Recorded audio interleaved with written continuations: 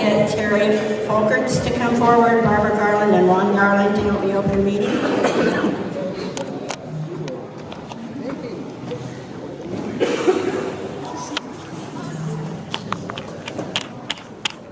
Good afternoon, everybody. Please bow your heads in prayer with me. Heavenly Father, we are thankful for this day that you have given us, for its blessings, its opportunities, its challenges. May we appreciate and use each day that comes to us. We pray for strength and guidance for our time together today, for our day's duties and for our day's problems. May we be challenged to give our best always, and may we be assured of your presence with us. Lord, bless this food we are about to eat. May it nourish us and strengthen us. Amen.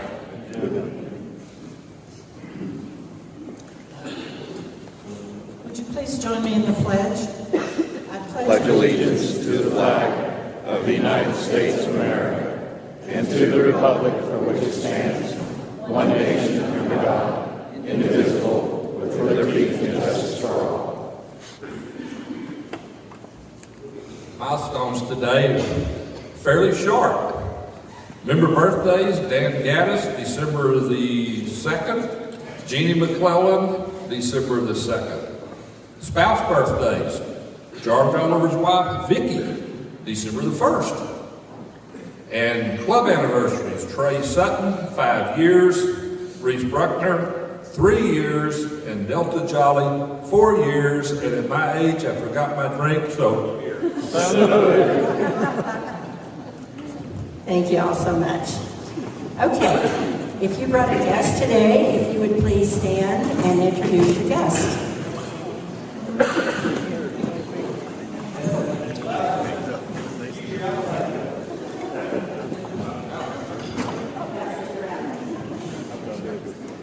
I am pleased to have as my guest my friend Kat Phelps. She is with the YMCA, Georgetown's own YMCA, one of the best kept secrets, but there really is a facility here in Georgetown. And she's already been so impressed with everybody she's met this morning, she's putting her membership application on the table today.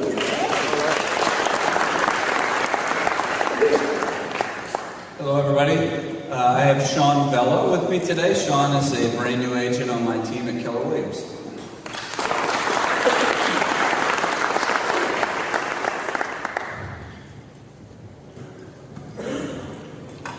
Also visiting us today is Denny Borzik.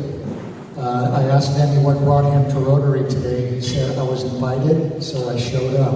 So please welcome him, Denny Borzik.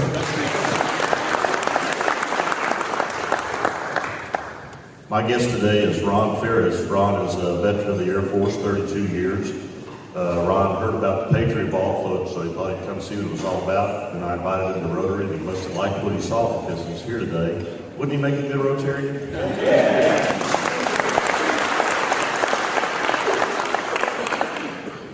Good afternoon, everyone. I brought our guest speaker, Fred Bothwell. I'll be introducing him for a few minutes, but I think you're going to enjoy hearing his talk. And with me is Jerry Barry Mostyn, who is, next week will be brought into our club as our newest member. Inducted today. Inducted today? Okay. I'm sorry.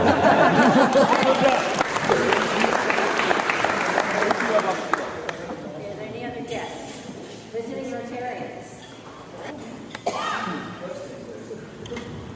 I guess I'm the only visiting Rotarian today. I'm Carolyn Holloway, Sun City Club, and I just wanted to be sure to bring you up to date on everything that's going on out there in retirement land. And Karen's going to give me some time later on. You'll get to hear. Thank you.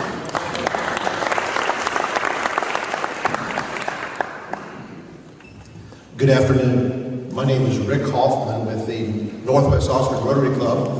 I guess in a few minutes I'll be talking about our annual fruit and citrus sale that we have had for the last 22 years. So anyway, I look forward to talking to you about that in just a minute.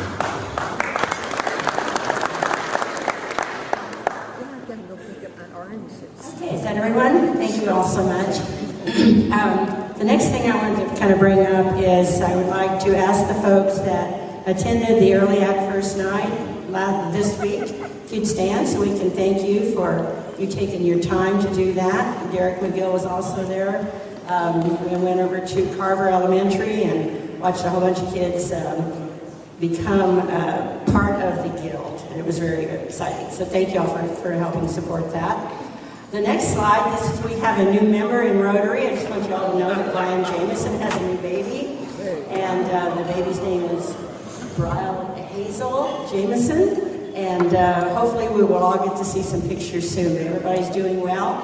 And the baby was born the 29th at 6:09 a.m. So that's pretty exciting stuff. So I think, David, you had to talk about a couple of things. Alrighty. Tomorrow morning is the last physical phase of the 2018 Field of Honor. We need a number of volunteers to help unload Chris Cash's trailer of all the flags, rebar, etc., and put it in our storage unit. Right now, we only have 5 people who've agreed to show up tomorrow morning. So, I need more people, please. We're going to meet right after the meeting, back in the back, just for a quick 2-minute meeting. 8 o'clock tomorrow morning. It's supposed to be a beautiful day. Get enough people out there. We'll be done before the Texas Sooner game at 11 o'clock before they kick off. So please help out. I need 2 people simply to stand there and take inventory, to write. Most of the positions are very lightweight lifting, taking the flags out. Just need a couple big guys to help with the heavy stuff. So please, if you can help out tomorrow morning, meet at the back of the hall after the meeting. Thank you. Oh, that's okay. Thank you, David. Appreciate that. Okay, Rick, did you want to come up and give us a real quick idea of what you've got going on? Okay, great, thank you. They know where to pick them up. My oranges. I deliver. An amazing concept. But hey, anyway, my name is Rick Hoffman again with the Northwest Austin Rotary Club. The last 21, 22 years we have had our annual fundraiser selling oranges and grapefruit from the Rio Grande Valley. Last several years we've sold close to $125,000 worth of fruit. This year looks like we're going to be near the same. That's about 3,500 boxes. Some of those have been sold to you and members of your organization here, your club, the last couple of years. Thank you for your continued support. Small boxes are $30, large boxes are $40. It goes to a lot of our organizations that we support throughout the community, and appreciate your support. I do deliver. We will be getting their fruit next Thursday, so I'll be delivering Friday and Saturday next week. So if you'll see me after the meeting, I'll get your name, your location, and what your order is. I can collect at the time of delivery, or you can go online and submit your payment, or you can mail me a check. So thank you for your support. Thank you very much. Carolyn has an announcement as well. I'm sure all of you have heard about Breakfast with Santa. And if you've got any little ones under age 12, you need to bring them down, get their picture made with Santa Claus. The firemen are coming to cook pancakes and sausage. How about that? You'll love that. And I have tickets here that are just waiting for you. Children under 12 are free, but the adults have to pay. So I'd be glad to help anybody that would like to know more about it. Thank you. Got a lot of really good recommendations. Thank you all so much. Okay, the next slide talks about our Christmas party that's going to be December the 14th. Myra says she needs donations and she needs volunteers. There's a form on your table. If you'll fill it out, we'll get it to her. And if you are willing to help out, see Myra after the meeting and let her know what you'd like to do. I think she has a wide variety of things that she needs help with. Okay, I also was letting know December the 8th will be our next wrap build, and we'll know the address next week. Okay, Harvard Glee Club and Radcliffe Choral Society, January the 21st and 22nd. And if you are willing to host one of the many, I think there's 90 singers in this group, if you would please see Julian Grant about that. and let him know you're glad to help. Now I'd like for Barbara Garland and Ron Garland to come forward. We have a special thing happening to one of our Rotarians that we would like to recognize him for today. I've been married to this man for almost 36 years, and he's been a scouter he's been a scouter since he was 9 years old. He's been a Rotarian since 1972. And recently, the Boy Scout Council awarded him the Cliff Doctorman Award. This award is in recognition of your many contributions to the furtherance of the ideal of service above self and exemplifying the principles of the four-way test in your community and club.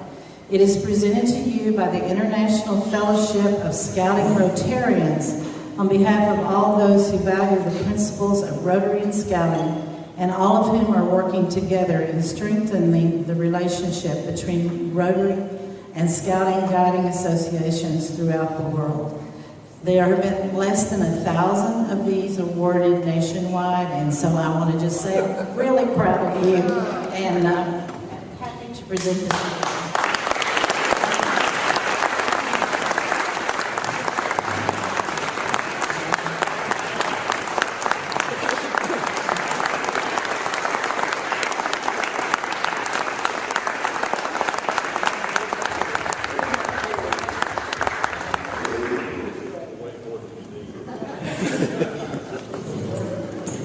Barbara and Ron, congratulations. We are very, very proud to call you a fellow Rotarian. That's an amazing honor that you have been given, and it's a very prestigious award. We just wanted to make sure that you knew how much we appreciate you in our club. The next thing I want to talk about is the fact that November is Foundation Month. Rotary Foundation transforms your gifts into projects that change lives, both close to home and around the world. As the charitable arm of the Rotary International, we tap into a global network of Rotarians who invest their money and their time and expertise in our priorities, such as eradicating polio, promoting peace, foundation grants empowering Rotarians to approach challenges such as poverty, illiteracy, malnutrition, and sustainable solutions that leave a lasting impact in our world. So I want to thank you, and I'm going to ask Brad if he would run that short video for me, just to recognize you guys for all you do. Thanks to you all for being a part of the foundation that does so many things in the world, and I think you should all feel proud about the work that you do there. Thank you. Brad, that's fine. We'll catch you another time. We have the rest of the month to finish that up. Okay, this time I'd like to invite George Oliver up to do a membership update for us.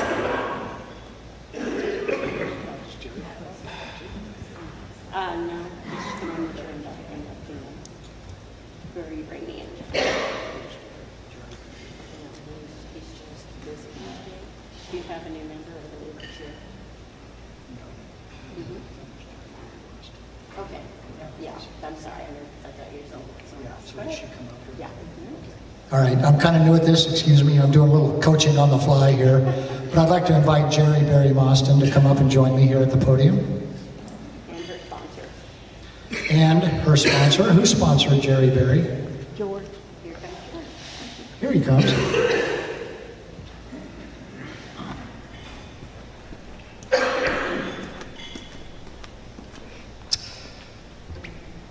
It is my great pleasure, on behalf of the Board of Directors and members of the Rotary Club of Georgetown, Texas, to welcome you as a member.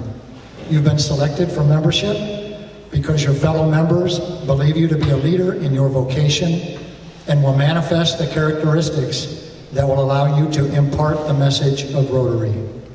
Rotary is an organization of business and professional people pledged to uphold the highest professional standards. Rotarians believe that worldwide fellowship and international peace can be achieved when professional men and women unite under the banner of service. You are the representative of your vocation in this club and a representative of Rotary in all phases phases of your professional and personal life.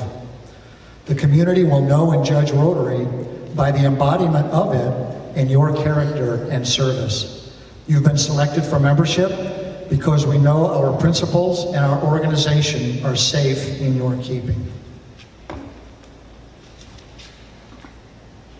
Rotary is not a political organization, but Rotarians are vitally concerned with everything pertaining to good citizenship. Rotary is not a charitable organization, but our activities throughout our community and the world exemplify our responsibility to helping others. Rotary is not a religious organization, but our beliefs are built on eternal principles that have been the moral compass of people throughout the ages. This day marked the beginning of many years of devoted service and fellowship, or it may not. Above all else, what Rotary gives to you and what you give to Rotary is your choice. You'll be selected to be on a committee in one of our areas of service. Your contribution to that committee is your choice. You will be given the opportunity to attend numerous functions related to Rotary activities. What you do with those opportunities is your choice. Your continued membership in this club, as evidenced by your participation or non-participation in club projects, and your attendance or non-attendance at weekly club meetings. Rotary offers many opportunities for service and fellowship, and it is your choice what you do with these opportunities. You've been selected for membership because we are confident that you will choose wisely, that you will choose to be more than a member of a Rotary club, that you will choose to be a Rotarian. I am pleased to present to you a Rotary pin and a packet of information about Rotary. Ladies and gentlemen, please welcome the newest member of the Georgetown Rotary Club, Jerry Dreibelbis.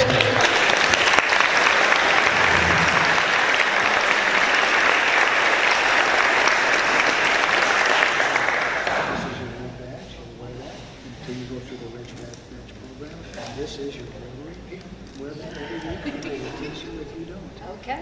Okay, thank you very much. Congratulations. Thank you very much. You're going to love it. I already do. Yeah. Okay, that's wonderful. Okay, Amber, will you please come up and introduce our speaker for today?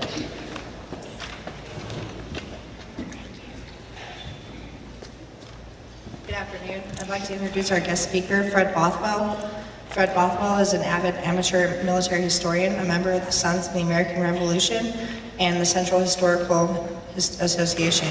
He's a 1962 graduate of West Point, and he served in the Army until 1969 in Italy, Germany, and Vietnam. He's been a resident of Georgetown since 1992. Thank you, Amber. Ladies and gentlemen, for this invitation and this opportunity to be with you today and deliver my 1-hour presentation in 15 minutes. I understand we have a hard stop at 1, and we'll make it, I'm sure. If we can get the slideshow going, it's going to discuss the history of West Point and the history of West Pointers and their involvement in the Texas Revolution, beginning early on with, there we go, the Revolutionary War. And as you may recall, the Revolutionary War was fought largely in the eastern United States, in this area of New England and New York. And there was a major, hello there, we're overmodulating. The major lines of communication at that time were the rivers, and the Hudson River effectively went from Canada to New York. And it was regarded by General Washington as the key to the battles that would come. Because if the British controlled the river, they could keep the US forces separated. And if the Americans had control of it, they could keep the British forces separated. So Washington decided that West Point really needed to be the river needed to be fortified, and the best place to do it was this place called West Point.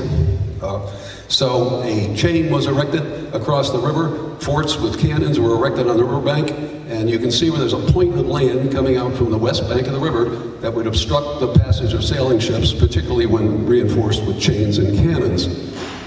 An engineer, subsequent to the war,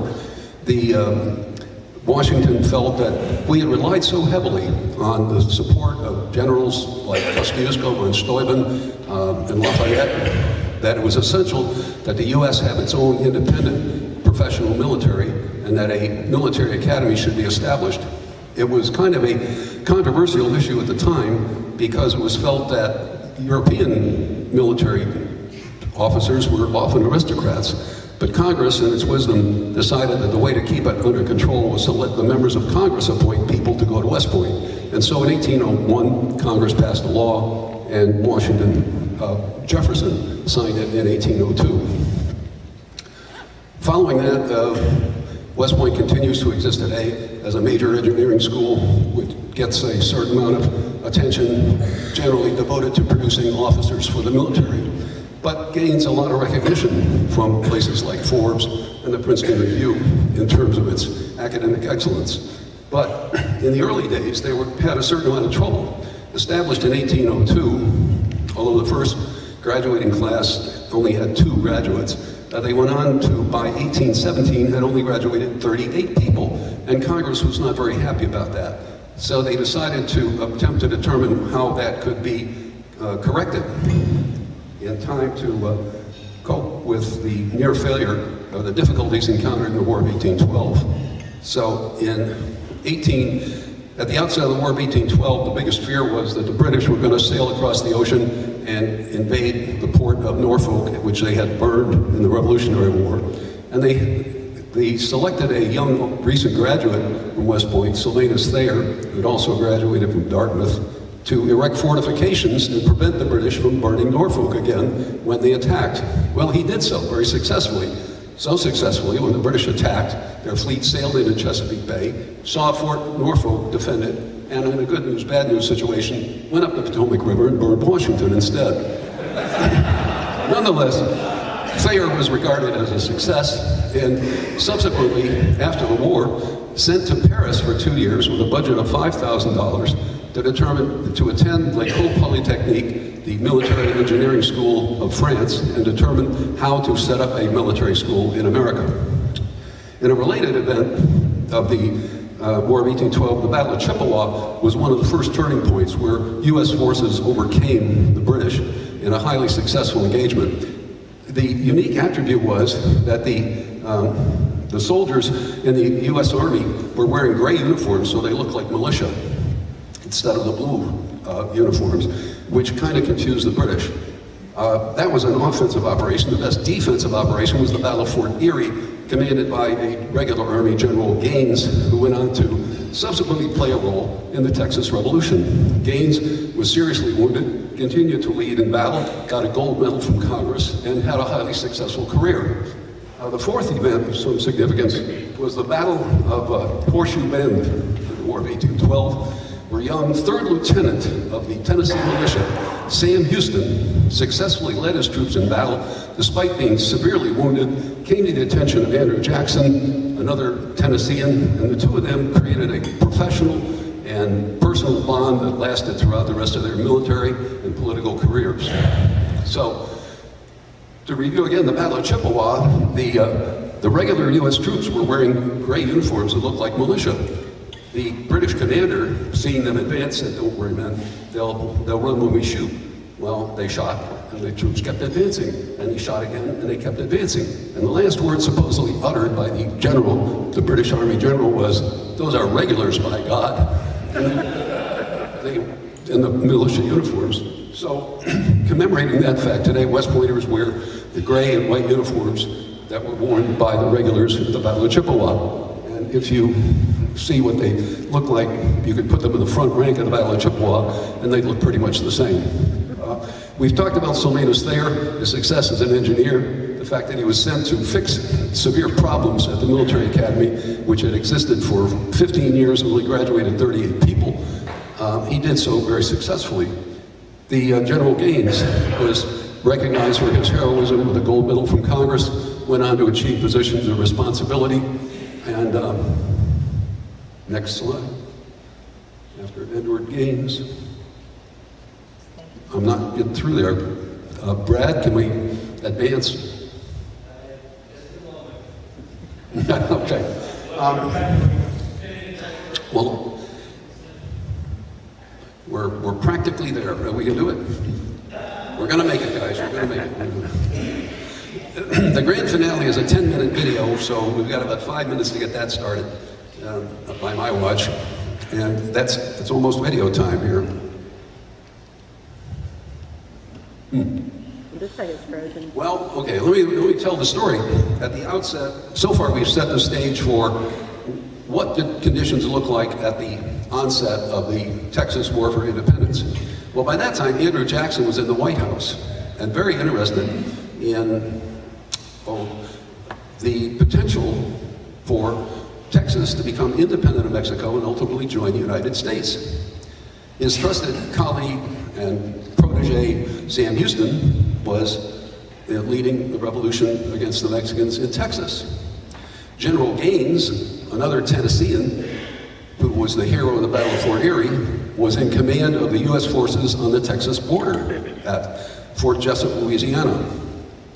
And a young West Pointer, a product of Sylvanus Thayer's education at West Point, was assigned to Fort Jessup under General Gaines to become the intermediary between the U.S. Army, the U.S. government, and Sam Houston. There's ample correspondence on file and available in the historical record of Gaines's orders to Lieutenant Bonnell of the U.S. Army, class of 1825, being relayed through the White House, and White House orders to Gaines being conveyed to Lieutenant Bonnell. And Bonnell, there's ample communication between Bonnell and Houston.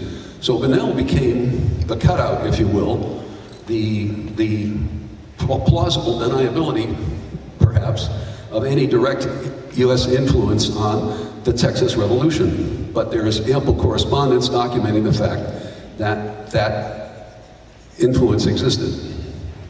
And in fact, they think maybe now we're going to get to the film and you can let Lieutenant Bonnell tell his own story in the 14 minutes left. Let's see if we can get there. It's, the interesting thing is, and Bonnell talks about the fact he was not the only officer, U.S. officer involved in the revolution. He was the only one that had commissions in both the U.S. Army and the Army of Texas. He was also a year ahead of and a close associate of Albert Sidney Johnston, who was in the class of 1826 and a close ally. They were both served on the brigade staff together at the time when Bonnell, as a cadet, was the cadet adjutant.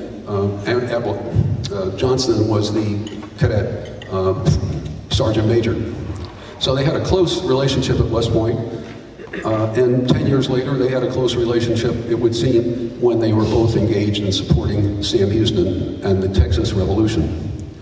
Brad, what are the chances of getting to the video, what do you think? Yes, no, maybe? Slim to none. Well, that's a shame. I really apologize for that fact. I'd be happy to perhaps answer questions at this point if there are any. And certainly I'll be more than willing to stay on after the session dismisses in order to discuss with individuals who may be interested and don't need to get back to work, like myself. Yes? Why was Gaines prevented from allowing soldiers to fight in Texas? It was the official U.S. policy. It would be a violation of treaties. And in fact, although soldiers were granted leaves of absence and some were deserted but never prosecuted, a lot of Americans came over and supported it. It was kind of like, I think the U.S. administration wanted to turn a blind eye. In fact, this is the very point. We have a situation in 1835 where a sitting U.S. president decides that it would be in the best interest of the country to support a revolution in a foreign country, even though it would violate existing treaties and even though we could never get the consent of Congress to do it. And so he creates a group of trusted colleagues to implement assistance and appoints a serving U.S. officer to be the ostensible agent delivering the support. So we see that in 1835, and some would say we see it again in 1985. In the one case, it was Lieutenant Joseph Bonnell of the U.S. Army. In the other case, it was Lieutenant Colonel Oliver North of the U.S. Marine Corps. And that's really the grand finale of my presentation, quoting Mark Twain, who said, "History doesn't repeat itself, but it rhymes." I also like the one that Faulkner supposedly said when asked about, is history forgotten? Why is history forgotten? He says, the past. He said, is the past forgotten? He says, no, the past is not forgotten. In fact, it's not even past.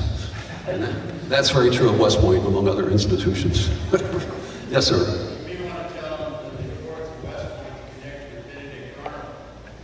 Yeah, the key to the defense of the Hudson River, and the Hudson being the key to the defense of the country, was that build this fort. And then Benedict Arnold was appointed commander because he's been a heroic leader at Saratoga. But his wife was a loyalist, his father-in-law was a loyalist. The Brits reached out to him and he decided to sell out, but wasn't able to accomplish it. I really must stop now. I think in order to make the time commitment. You're fine. You've got about 5 more minutes. I have 5 more minutes. Oh, okay. That's right, because we're not doing a 10-minute video. I'm doing 10 minutes of ad-lib. But if you're finished, that's okay. Yeah. Whatever you'd like to do. No, any other comments or questions? As I say, those. Yes, sir. Is Mount Bonnell and Austin named after this? That's a point of contention. According to the Texas Historical Commission, it's named for George Bonnell, who was a newspaper man in Austin for briefly prior to the first reference of the name.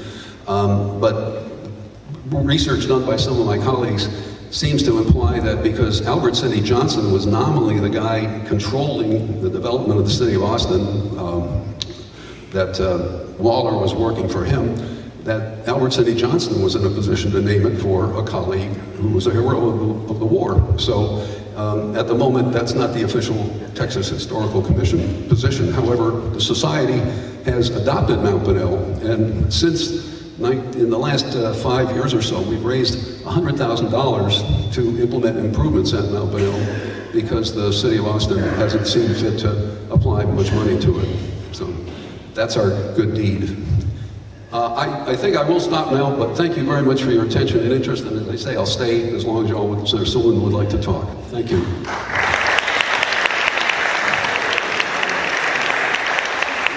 Thank you so much.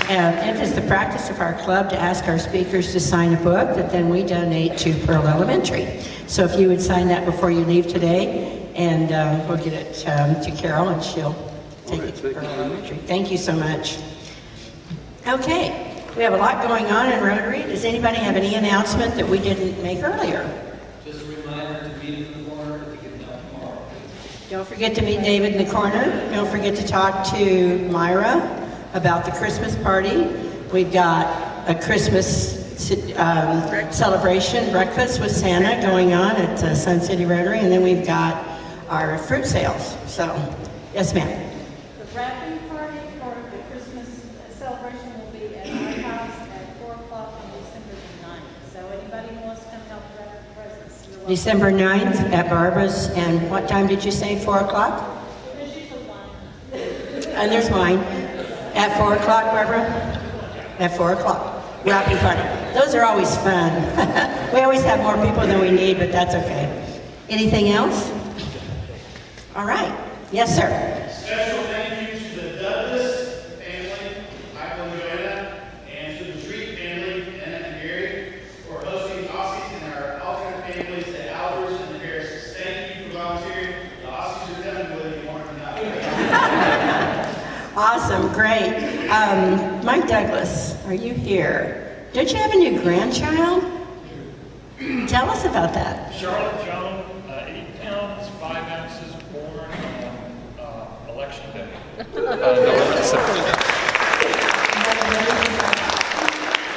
Okay, anything else for the good of Rotary? If you would stand and join me in reciting the things that we think, say, and do. First, is it the truth? Second, is it fair to all concerned? Third, will it build goodwill and better friendships? And fourth, will it be beneficial to all concerned? Thank you so much.